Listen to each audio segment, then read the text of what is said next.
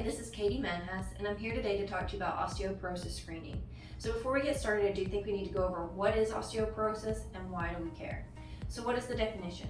So essentially, osteoporosis is weakened bones, and that is based off of different structural changes that we see in the bones themselves.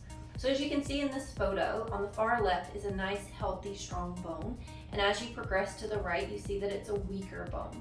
So you think even about like buildings. If you see that bone on the left side with lots of different structural pieces to it, that is much less likely to collapse than the one on the right, which has far fewer structural supports.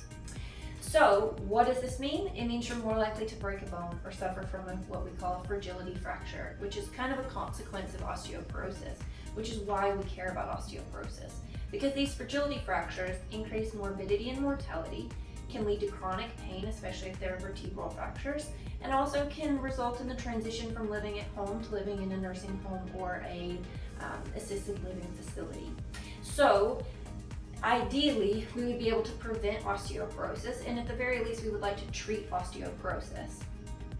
So how do we find out if somebody has osteoporosis? We basically can do a test, which is a low-dose x-ray called a DEXA scan. It's painless. You lay down on an x-ray table, and the technician just maneuvers your body a little bit to be able to take these photos and get a good picture of what your bone health looks like. With this, who can qualify for a bone density test really depends mainly on age as well as some risk factors. So I like to think of it as three main groups, so either above 65, between 50 and 64, or below 50. So the easiest is the above 65 group. So men and women above 65, they qualify for a bone density test or a DEXA scan for screening purposes. So in the 50 to 64 year age range, you're going to need more than just your age to qualify for a bone density test. You're going to need some sort of risk factor. That could be as simple as smoking or heavy alcohol intake. Also, if you've broken a bone with a fragility fracture above the age of 40, so a fracture from a car accident wouldn't count, but a fracture from simply falling at the grocery store would. If you're under the age of 50, you're going to need a risk factor as well, but they're a little bit different, some of which are the same. So if you've had that fragility fracture under the age of 40, you would qualify. But also if you have a condition called hyperparathyroidism, if you're on long-term steroids for over 3 months, some of those things will also qualify you. So once we get the bone density report as a physician, we look at it and it tells us your bone density, how strong your bones are, and we use that with your personal risk factors, including age and gender, to help us qualify and figure out what your risk of a fracture is. Now, we're not going to go through the full treatments of medications and things like that. That's a better conversation to have with your physician based off of your medical profile. But some things that you can do that can help strengthen your bones, we will go over. Now, ideally, some of these things you would have been doing them since you were in your teens or 20s. But even if you're older, it's still a good idea to be doing these. So the number one is going to be vitamins. So there's certain vitamins that you can take. Vitamin D and calcium are the ones that we talk about. You can get both of these in diet, but a lot of times we don't quite get enough in our diet to meet our recommendations. So for calcium, we want about 1,200 milligrams per day of calcium.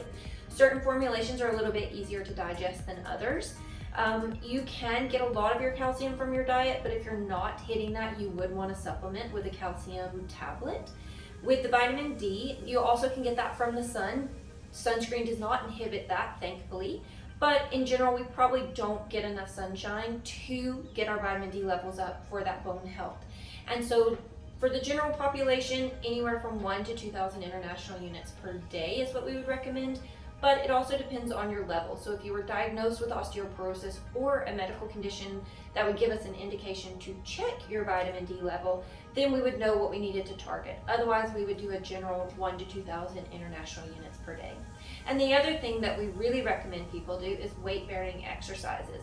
Now, this doesn't really reduce your risk of a fracture, but it can reduce some of your risk factors which can lead to them, such as imbalance. So if you have a risk of falling, if you fall frequently, you would want to make sure that you're working on balance exercises to improve your balance, which would reduce your risk of falling, which you could then suffer a fracture. But doing any weight-bearing exercise can help strengthen up your muscles, which supports your body better, which would reduce your pain level on a day-to-day basis. I hope this was helpful. If it was, please like and share this video and come back next week for some more videos on different topics. Have a great day.